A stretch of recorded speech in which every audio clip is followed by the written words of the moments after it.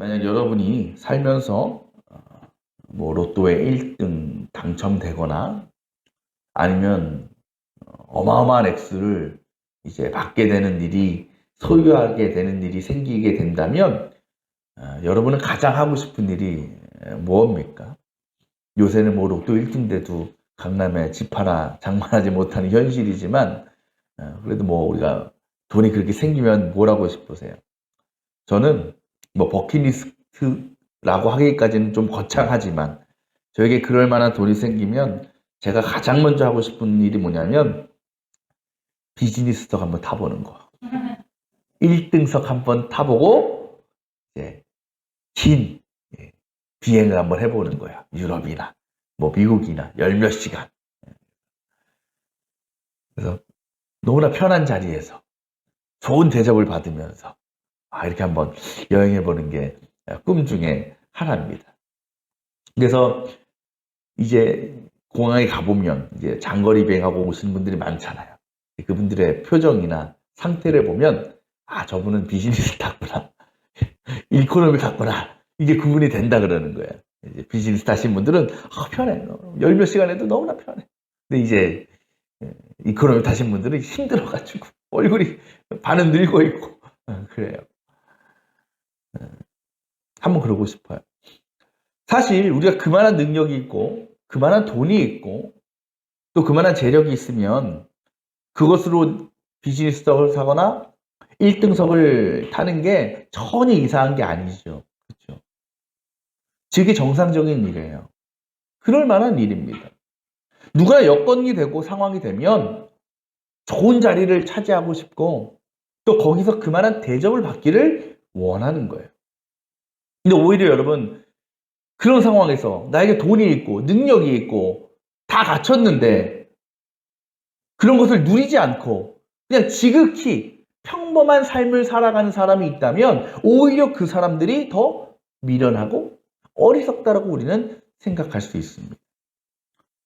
예를 들면 이런 사람들이 있어요. 여러분 이케아라는 회사 아시죠? 스웨덴의 가구 회사인데 엄청나게 큰 회사입니다. 그 회사의 창업자가 이제 스웨덴 사람 잉그바르 캄프다르라는 사람인데요. 이 사람도요, 10손가락 안에 들이 재벌이에요, 세계에서. 근데 이 사람이요, 여행을 할 때면요, 비즈니스 안 타요. 1등석 안 탄대요. 꼭 이코노미만 탄대요.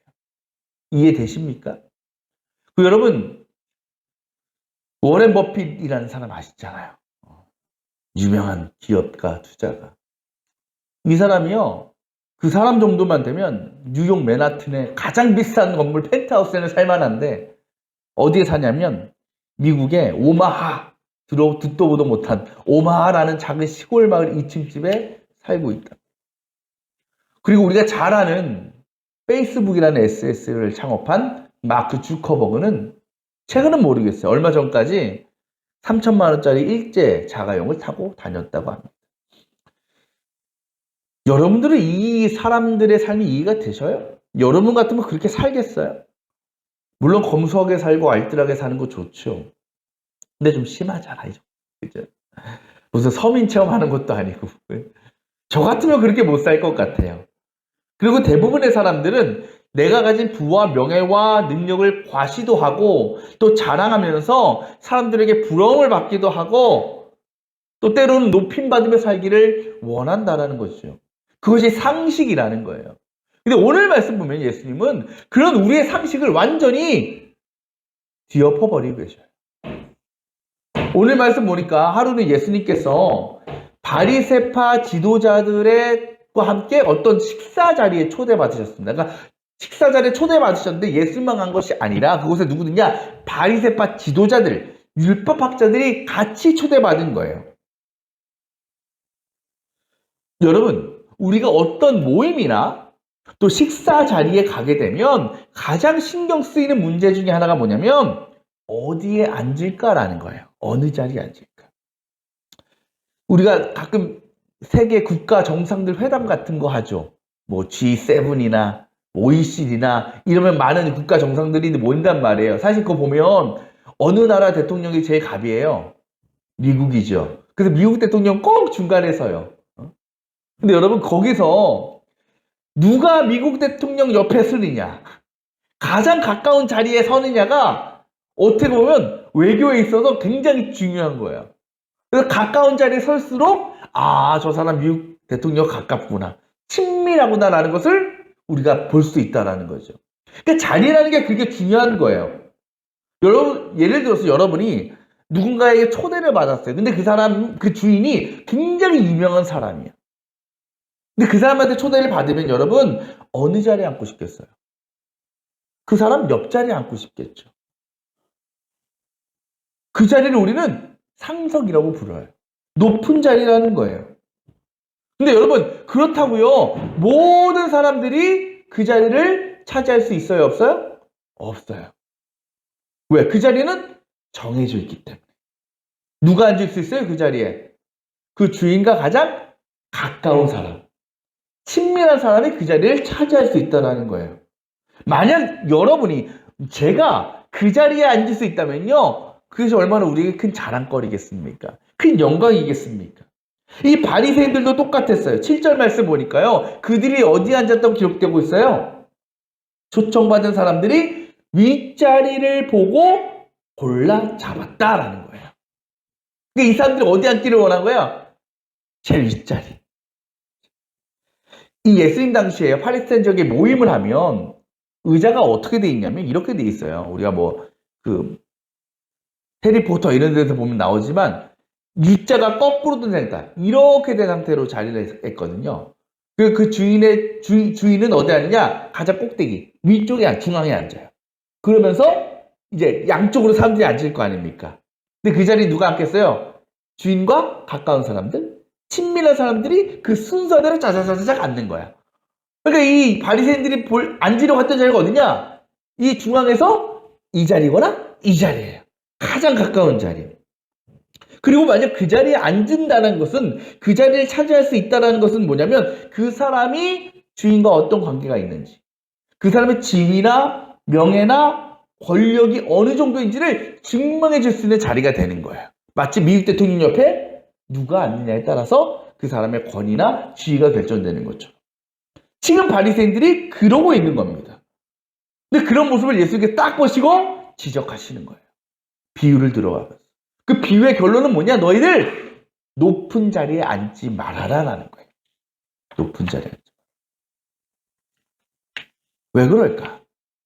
사실요, 우리는 그렇지 않지만, 우리는 보통 어떤 모임 가면 보통 먼저 앉는 사람이 임자잖아요. 그죠? 순서대로 앉잖아요. 근데 그 당시에는 모임하면 그 자리를 누가 정하느냐? 주인이 정했어요. 초대한 사람이 정했다라는 거예요. 그래서 주인은 내가 가운데 앉고 내 옆에, 그러니까 상석이라고 부를 자리에 앉을 만한 사람들을 자기의 판단해서 앉혔다라는 거예요. 오늘 말씀에 초대받은 이 바리새인들은 어떻습니까? 상석을 차지하려고 싸우고 있는 거예요. 다투고 있는 거예요. 그 자리에 앉으려고 그래요. 그러니까 주님 뭐라고 말씀하시냐면 이렇게 얘기하시는 거예요. 너네가 거기 앉았어? 그래, 앉았다고 치자.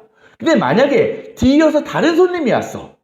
근데 그 뒤에 온 손님들이 주인이 볼 때, 저 사람이 나랑 훨씬 더 가까운 친밀한 사람이구나 라고 생각이 들면 어떤 일이 벌어지느냐? 먼저 그 자리를 차지하고 있던 너희들은 그 주인으로부터 그 자리 좀 비켜주시겠습니까? 저보다 더 가까운 손님이 왔는데 그 손님들 앉게 좀 뒤로, 옆자리를 좀 비켜주시겠습니까? 이렇게 부탁할 일이 생긴다라는 거예요. 그럼 어떻게 되는 거예요? 그 자리에서 한마디로 쫓겨나는 거예요. 여러분이 그런 상황이라고 생각해 보세요. 기분이 어때요? 속된 말로 쪽팔리잖아. 그죠? 얼마나 부끄럽겠어. 예수님도 말씀하죠. 야, 너는 그러면 얼마나 부끄럽겠냐. 그런 일이 생기면. 그래서 주님은 그렇게 부끄럽고 창피한 일 당할 수 있으니 애초부터 그냥 끝자리 가서 있어. 가장 낮은 자리에 가서 있어. 라는 거예요.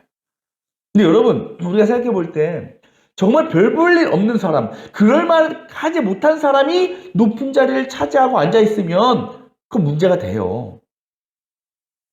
지적할 수 있어요. 그런데 그만한 능력이 있고 그만한 지위가 있는 사람이 그 높은 자리에 앉기를 원한다는 것은 그게 나쁜 일은 아니에요. 지금이야 제가 어디 여행 간다고 여러분 저 비즈니스 타고 갔다 옵니다 이러면 쌍욕을 먹죠. 근데 그럴 일 없겠지만 제가 막 큰 교회 목회자가 돼가지고 목사님 비즈니스 타고 다녀오십시오 여행 잘 다녀오십시오 하면 문제가 돼요 안 돼요? 그건 문제가 안 돼. 왜? 그럴 만한 사람이 됐으니까. 그럴 만한 능력이 있으니까. 그렇죠? 우리가 평소에 바리새인들 율법학자들 나쁘게 보고 욕하고 그렇지 실제로 그 당시에서 그들은요 그럴 만한 사람들 아니에요. 얼마나 율법을 철저히 지키고 또 율법을 가르치던 사람들 아니에요. 그 사람들은 사람들로부터 존경받았던 사람들이에요. 높임받았던 사람들이에요. 그러면 그 사람들은 나름 좋은 자리를 차지할 수 있는 자격과 조건을 갖춘 사람들이었어요. 그리고 그거는 주님도 알고 계시는 거였어요. 그렇다고 왜 그럼에도 주님은 그들을 높은 자리에서 내려오라고 낮은 자리에 앉으라고 이렇게 말씀하시는 것일까? 제가 앞서 말씀드렸잖아요. 어떤 모임에 참여했을 때에 그 자리를 차지하는 일은 누구에게 달려있다? 오직 주인에게 달려있다. 주인에게 맡겨진 일이었어요. 그렇다면 이들은요 어떻게 했어야 돼요? 내가 위에 자리에 앉으려고 싸울 게 아니라 주인이 앉혀주는 대로 주인이 자리를 내어주는 대로 그 자리에 앉았어야 됐어요. 하지만 그들 어때요? 내가 그곳에 앉으려고 했다. 내가 높은 자리에 앉으려고 그렇게 길을 쓰고 다퉜다라는 거예요. 이것이 무엇을 의미합니까? 이 사람들은 스스로 판단한 거예요. 뭐라고? 나는 저 자리에 앉을 자격이 있는 사람이야. 나는 높은 사람이야. 난 상석에 앉아야만 되는 사람이야. 그렇게 그들은요 늘 그렇게 살아왔어. 나만이 가장 높은 존재고 가장 위대한 존재라고 그들은 믿고 살아왔어요. 그래서 초대받은 자리에 갔을 때 너무도 자연스럽게 그 자리를 차지하려고 하였고 확보해 놓으려고 하였다라는 겁니다. 그때 예수님 말씀하시잖아요. 혹시 손님 가운데서 너보다 귀한 사람이 초대를 받으면, 예수님은 지금 내가 가장 높고 내가 가장 귀하다고 믿고 생각하는 그들에게 너희들보다 훨씬 더 귀하고 존귀하고 높으신 분이 올 거다라는 것을 예언하고 계시는 거예요. 그분이 누굽니까? 예수 그리스도시라는 거예요. 이 땅에 예수님께서 오신 것은요 새로운 통치 시대가 시작됐다는 겁니다. 그것은 이제는 세상이 아니라 예수님 중심의 시대가 시작되었다는 겁니다. 그래서 예수님은 공생애 동안 사시면서 그 새로운 복음을 전하셨고 또 그것을 듣고 많은 사람들이 믿고 예수님을 영접하고 그 예수님 시대에 동참하게 됐어요. 그런데 이 바리새인들이나 율법학자들은 그렇지 못했습니다.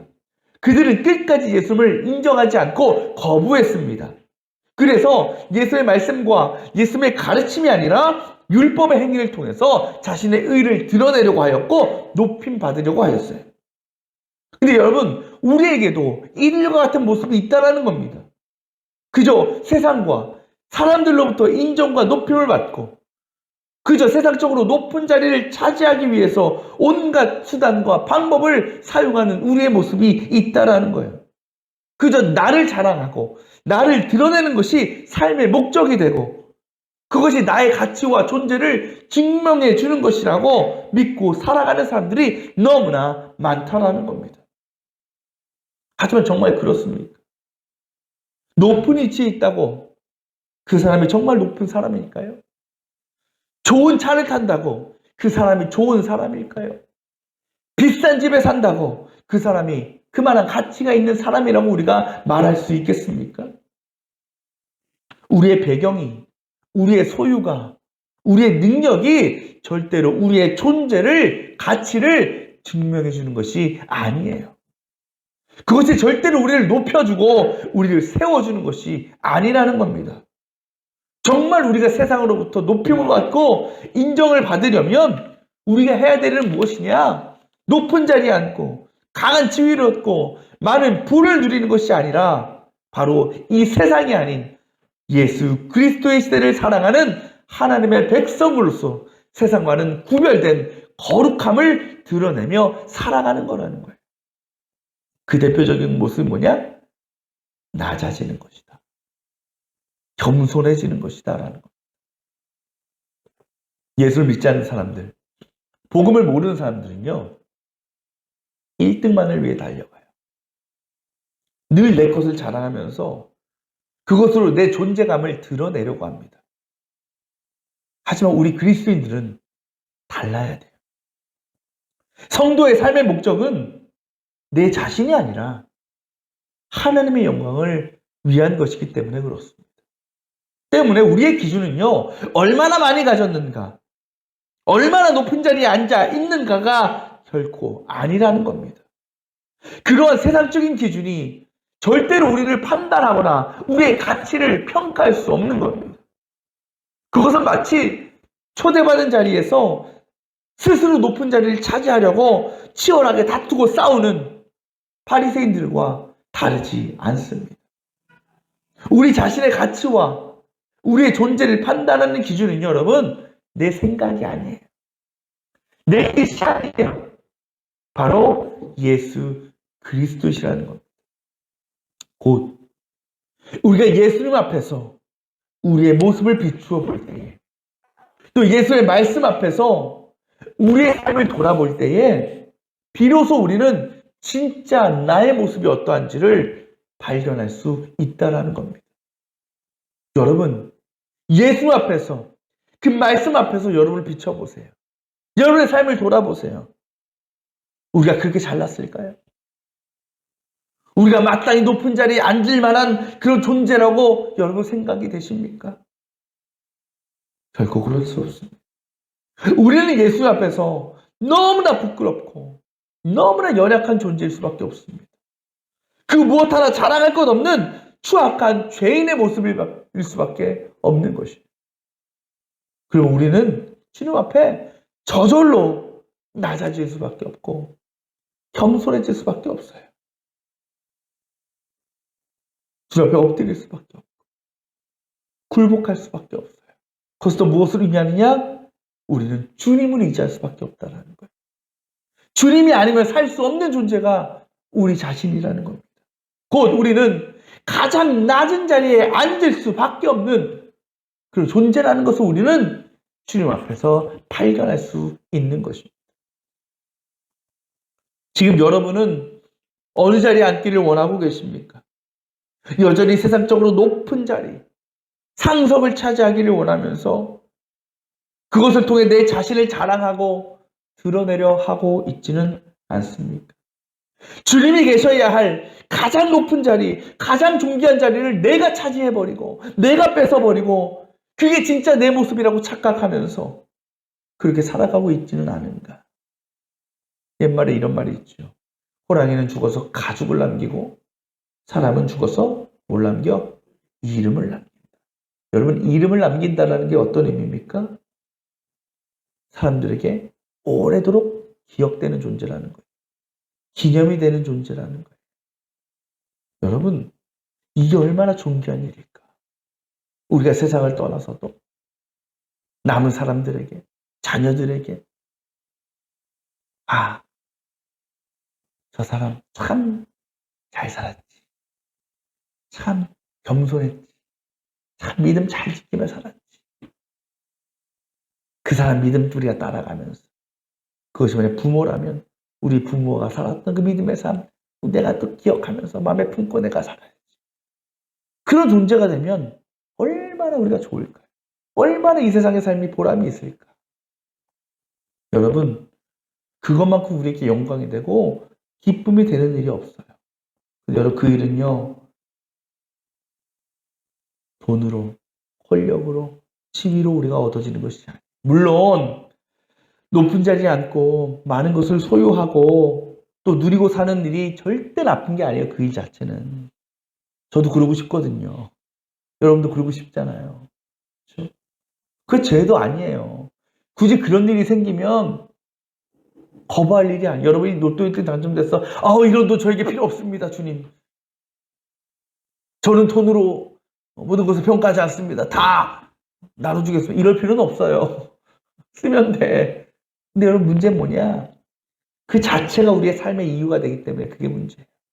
그게 우리의 목적이 되면 그게 문제라는 거예요. 그것이 여러분 결국 우리를 물질의 노예로, 자리의 노예로, 권력의 노예로 만들어버려요. 그래서 아무리 가지고 아무리 누려도요 만족하지 못하고 늘 원망과 불평하면서 우리의 마음과 영혼을 죽이는 삶을 우리가 살아갈 수밖에 없다라는 것입니다. 하지만 우리가 주님 앞에서, 주님의 삶 앞에서, 주님의 말씀 앞에서 내 자신을 돌아보면서 겸손해질 수 있다면 우리는 그때 모든 것이 하나님의 은혜입니다. 모든 것이 하나님의 선물이라는 것을 우리는 깨닫게 되는 거예요. 그래서 그때 하나님께서 허락하시는 영원한 기쁨과 감사의 삶을 우리는 살아갈 수 있다라는 겁니다. 그것이 바로 우리가 이 세상에 보여줘야 될 하나님 나라의 보다 거룩함이라는 겁니다. 그리고 그렇게 살아갈 때 우리는 많은 이들에게 오래 기억되고 또 하나님께 큰 영광이 되는 위대한 존재로 서가는 것입니다. 저는 우리 모든 성도들이 많은 이들에게 오랫동안 기억에 남는 그 이름을 영원히 남길 수 있는 그런 믿음의 삶을 살았으면 좋겠습니다. 그렇게 늘 하나님의 말씀 앞에 겸손함으로 또 순종하면서 거룩한 백성으로 여전히 죄로 타락하고 병들어가는 이 세상에 하나님 나라를 이루어가고 또 오늘 주님께서 약속하신 것처럼 마지막 때에 내 자신도 아니요 이 세상 사람들도 아니고 오직 하나님께서 예비하신 가장 존귀하고 가장 높은 자리를 차지하는 영광을 누릴 수 있는 우리 모든 성도들 다 되시기를 주님의 이름으로 축원합니다.